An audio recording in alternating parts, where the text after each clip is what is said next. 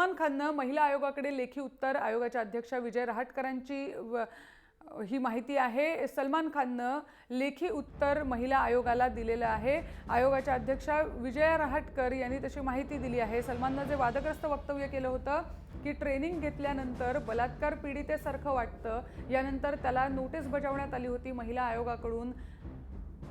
महिला आयोगानं एकदा त्याला सुनावणीसाठी बोलवलं होतं जेव्हा सलमान गैरहजर राहिला, त्यानंतर पुन्हा सुनावणी ठेवण्यात आली होती आणि यावेळी सलमाननं लेखी उत्तर महिला आयोगाकडे दिलेलं आहे। यांनी जे वक्तव्य केलं होतं त्या वक्तव्याला धरून महाराष्ट्र राज्य महिला आयोगानं त्यांना विचारणा केलेली होती आणि त्याचं उत्तर आम्हाला आता प्राप्त झालेलं आहे। त्या विषयावरचा आम्ही अभ्यास करतो आहोत।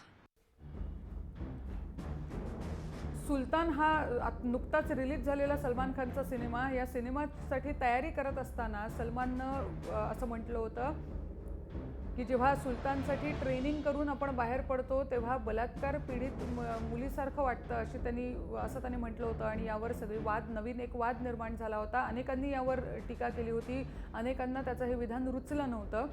याची दखल घेत महिला आयोगानंही त्याला नोटीस बजावली होती।